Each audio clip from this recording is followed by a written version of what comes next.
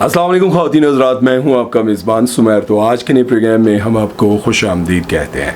दोस्तों, आज भी हमारे पास बहुत ज़बरदस्त किस्म की अपडेट्स हैं, बहुत ज़बरदस्त किस्म की ख़बरें हैं। लेकिन सबसे पहले हम बात करेंगे बुशरा अंसारी जी के बारे में। बुशरा अंसारी जी ने ऐसी बातें की हैं जिसे सुनने के बाद यकीन जाने मुझे बहुत दुख हुआ, और उन वीडियोज़ को देख कर, उसके साथ साथ जो वीडियोज़ चल रही थी उनको देख कर मुझे बहुत दुख हुआ, और मुझे लगा कि यार ऐसा वाकई नहीं होना चाहिए।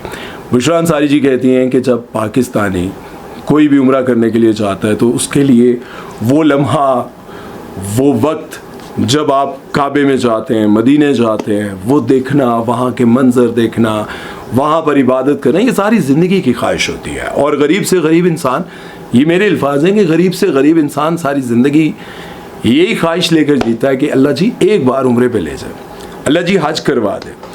और अमीर से अमीर शख्स, उसके दिल में भी ये ख्वाहिश हमेशा रहती है कि काश मदीने जाऊं, मक्का जाऊं। लेकिन जब लोग मक्का जाते हैं तो वहाँ पर जो सिक्योरिटी वाले होते हैं वो सलूक बहुत बुरा करते हैं, और इसमें कोई शक नहीं कि वो औरतों को भी धक्के देते हैं, वो बच्चों को, बूढ़ों को भी। वो बिल्कुल ख्याल नहीं करते कि ये मेहमान हैं, ये अल्लाह और उसके रसूल के मेहमान हैं, जो न जाने ज़िंदगी के कितने साल ये ख्वाहिश लेकर जीते रहे। वो वहाँ रहते हैं, शायद उनको ये इस चीज़ का एहसास ही नहीं है। वो वहाँ की सिक्योरिटी जो एहलकार हैं, वो वहाँ के जो लोग हैं, उनको बिल्कुल इस चीज़ का एहसास नहीं है कि जो बंदा सारी ज़िंदगी अपनी जमा पूंजी जोड़ कर पता नहीं कैसे कैसे करके यहाँ पहुँचता है, उसको हम यहाँ पर धक्के देते हैं। तो वो उनको ऐसे करके उनको ट्रीट करते हैं। अच्छे से अच्छे, बड़े से बड़े, खाते पीते प्यारे साफ सुथरे लोगों को भी वो यूं लाते मार रहे होते हैं। वो इतनी बुरी तरह थप्पड़ मार रहा था। औरतों को हम धक्के देते हैं, बुजुर्गों को हम धक्के देते हैं, और फिर किसी ऐसी गलती पर, उनके धक्कों पर कोई आगे बोलता है तो उसको उठाकर जेल में डाल देते हैं। उनके लिए तो ये बिजनेस है। वहाँ उम्रा करने जाने के लिए आपको ठीक ठाक पैसे देने पड़ते हैं, और बहुत नॉर्मल सा भी उम्रा करने के लिए कोई शख्स जाता है 8-10 दिन के लिए, तो उसके लिए उसका जो खर्च है वो तकरीबन 3-4 लाख रुपए है जो जाने का है। बाकी जो एक्स्ट्रा अखराजात हैं वो अलग है। लेकिन वो बिज़नेस करते हैं, और हमारे लोग क्या, दुनिया भर से लोग सिर्फ इसी ख्वाहिश में आते हैं कि एक दफ़ा काबे को चूम लें, एक दफ़ा वहाँ बैठ जाएं, गुंबद खिज़रा के नीचे बैठकर इबादत कर लें, सजदे कर लें। खैर, लोग ये कहते हैं कि जो मक्का के लोग हैं वो थोड़े गुस्से वाले हैं, वो गुस्से में कुछ भी कर जाते हैं। लेकिन मदीना जाते हैं तो वहाँ के लोग बहुत ही सॉफ्ट दिल हैं, बहुत अच्छे से बोलते हैं, उनका इखलाक बहुत अच्छा है। तो ये सारी चीज़ें सुनने को मिलती हैं। तो मैं मेरी खैर आवाज़, ये बात उनको समझ तो नहीं आती, लेकिन चाहने वालों को ये मैसेज ज़रूर देना चाहता हूँ कि आप जब जाएं तो आपको पता हो कि यहाँ जाने से वो बदतमीज़ी करेंगे, यहाँ आगे जाने से वो बुरा सलूक करेंगे, ये करने से आप बुरा सलूक करेंगे।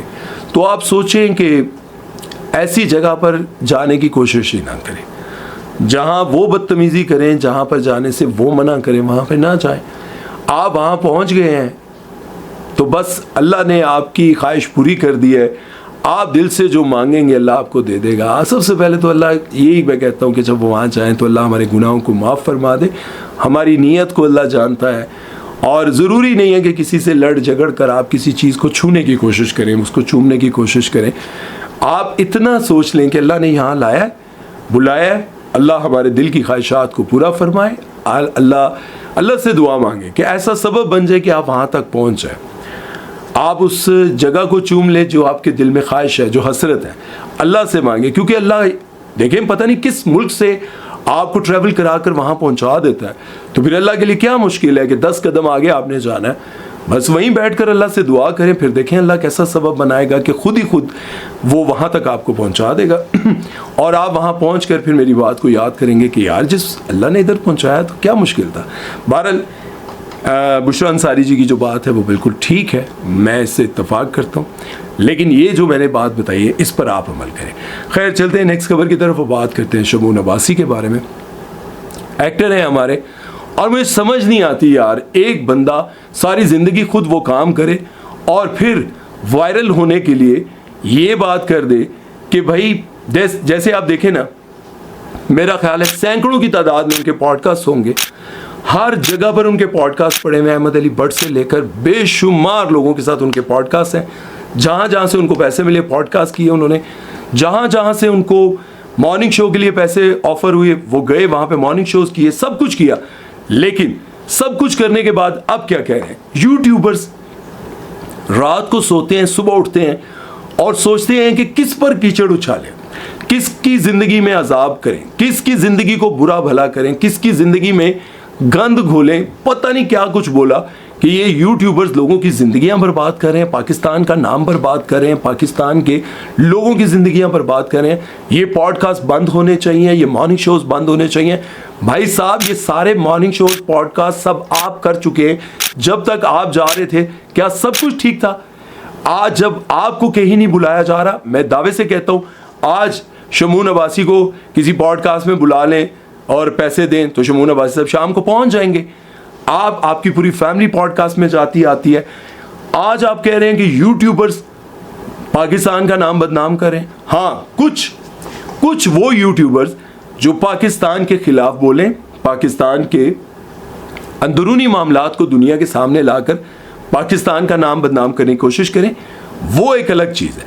लेकिन आप ये कह रहे हैं कि पॉडकास्टर्स ये सब कुछ बंद हो जाना चाहिए, तो भाई उस वक्त क्यों नहीं बंद होना चाहिए था जो आज से चंद दिन पहले तक आप करते आए हैं? कौन से पॉडकास्ट में आप नहीं गए?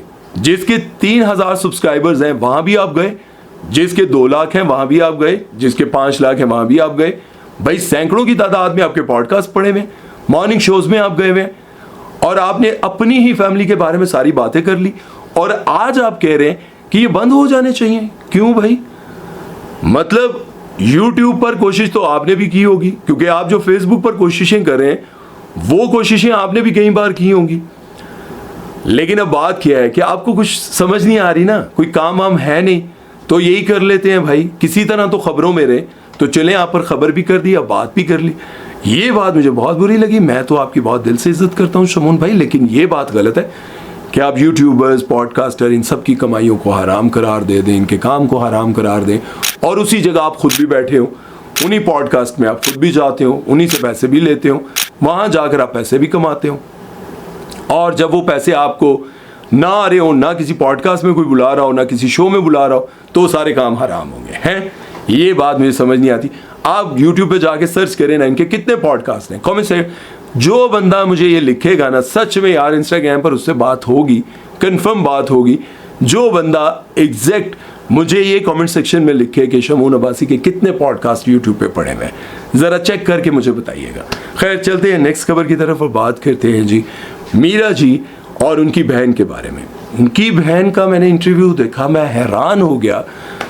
उन्होंने कहा कि जब मैं छोटी थी मुझे और मेरे भाई को लंदन मीरा ने पैसे कमाए और भेजा।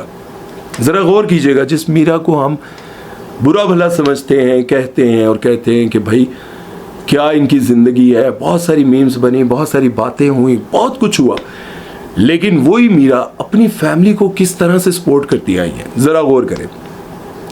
उनकी बहन कहती है कि जब हमारे वालिद साहब की डेथ हो गई तो मीरा ने हमारी पूरी फैमिली को लेकर मतलब सपोर्ट किया और जब वो हम बहुत छोटे थे, अब उनकी बहन जवान है, पढ़ लिख गई हैं, मतलब ज़ाहिर है काफ़ी एज है उनकी, काफ़ी एज से मुराद मतलब बूढ़ी तो नहीं है लेकिन बड़ी हैं, यंग हैं। वो कहती हैं कि जब मैं बहुत छोटी थी मुझे और मेरे भाई को लंदन भेजा और फिर दिन रात मेहनत करके पैसा कमाया और लंदन में हमारे लिए घर ख़रीदा जिसमें हम रह सकें और आराम से स्कूल आ सकें, जा सकें।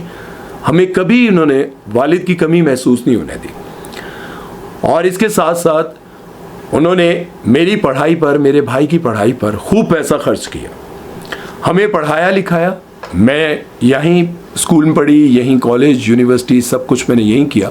मीरा चाहती थी कि पढ़ लिख कर मैं वापस पाकिस्तान आऊँ और शोबिज़ इंडस्ट्री को ज्वाइन करूँ। मैं वहाँ गई, मैंने वहाँ पे यूनिवर्सिटी में दाखिला भी लिया, लेकिन मेरा दिल चूँकि लंदन में लग चुका था, मैं वापस आ गई। मैंने शोबिज़ इंडस्ट्री को ज्वाइन नहीं किया, लेकिन मीरा ने मेरी वालदा को, मुझे, मेरे भाई को, सबको पुरसुकून ज़िंदगी दी। अब वो मीरा जिसने अपनी ज़िंदगी में पता नहीं क्या कुछ झेला होगा यार। अगर हम सिर्फ ये सोचते हैं कि ये कौन से काम कर लिए, नाच गाना कर लिया, मरासियों वाले काम कर लिए, गुनाह के काम कर लिए, सब, वो तो उससे कोई बंदा उसको डिनाई नहीं कर सकता, सब कुछ किया। लेकिन देखें कि अपने बहन भाइयों को उसने बड़ी इज्जत से पाला, अपने बहन भाइयों को पढ़ाया लिखाया, सब कुछ किया और उसके पीछे क्या कुछ बर्दाश्त किया होगा। इसी इंडस्ट्री में एक वक्त ऐसा भी आया था कि लोग कहते हैं कि ये इंडस्ट्री बदनाम और बर्बाद इसलिए हुई कि जब बंदा शूटिंग पे जाता था और जो बंदा पैसे लगाता था कि फ़लाँ गुज्जर, फ़लाँ बदमाश, फ़लाँ मालदार आदमी अपने गनमैन के साथ वहाँ पर बैठा होता था और कहता था काम पूरा करके निकलेगा तो तेरी जान छुटेगी, काम पूरा नहीं करेगा तो तेनू गोली मार देंगे। ये वो वक्त था। अगर मर्दों के साथ ये सलूक था तो औरतों के साथ क्या होगा? उस इंडस्ट्री में जहाँ पर सोचा जा रहा था कि इन्होंने बड़ा पैसा कमा लिया, वहीं पर वो लोग जो ताकतवर थे, जिनके आगे पीछे गनमैन और ताकत के नशे में धुत होते थे, वो जो पैसा लगा रहे होते थे, वो तो एक्टर को निकलने नहीं देते थे। अगर यहाँ से तुम निकले तो तुम्हें गोली मार देंगे भाई। वहीं पर सोचें एक एक्ट्रेस का क्या हाल होता होगा, वो कैसे ज़िंदगी का गुजार रही होगी, वो कैसे पैसे कमा रही होगी। नैयर एजाज साहब ने इस पर बात की थी कि इस इंडस्ट्री में पैसा कमाना कितना मुश्किल था, और वहीं पर वही पैसा कमा कर, मैं फिर कह रहा हूँ, हलाल हराम वो एक बहस अलग है, वो सारी चीज़ें अलग हैं, लेकिन रियलिटी पे अगर बात की जाए तो बहुत ही मुश्किल था यार। फिर अपने बहन भाइयों को सबको सपोर्ट किया बहुत। मैं आज कहता हूँ सलाम है, अल्लाह ताला हम सबको हिदायत दे और बुरे कामों से, बुरे अंजाम से, हराम कमाई से हम सबको बचाए, हम सबको बचाए। हम बड़े कमज़ोर हैं क्योंकि शैतान जो है वो उसका मकसद ही है कि हमें उल्टे रास्तों पर लगाए, हमसे गुनाह करवाए, हमें गलत कामों पर करके हमें ये एहसास दिलाए क्या मेरे लिए तो जायज़ था, मेरे लिए तो राइट है।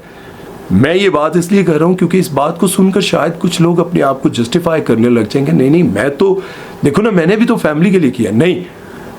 नहीं करना चाहिए। ये बात भी आप सुन लें। अभी मेरा वाकई मैंने यू टर्न लिया इसलिए कि अगर कोई मेरी इस बात को सुनकर ये समझने लग जाए कि गलत काम करने से कुछ नहीं होता, अपनी फैमिली के लिए कर रहे हैं ना, उनका पेट पर भरने के लिए कर रहे हैं, नहीं ना करें। क्योंकि इस दुनिया में हम ऐशो इशरत के साथ गुजारने नहीं आए।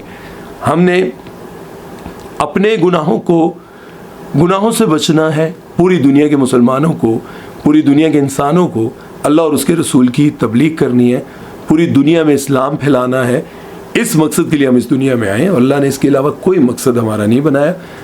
अच्छा सलूक करना है, गुनाहों से बचना है और पूरी दुनिया के मुसलमानों को दोज़ख की आग से, पूरी दुनिया के इंसानों को दोज़ख की आग से बचाना। अल्लाह हमें इस मकसद में लगा दे। बड़ा लंबा प्रोग्राम था, इससे पहले भी 2-3 प्रोग्राम किए, गला बैठ चुका है। अपना ख्याल रखिएगा, दुआ में याद रखिएगा। सुमैर चौधरी को दीजिए इजाज़त। अल्लाह हाफ़िज़।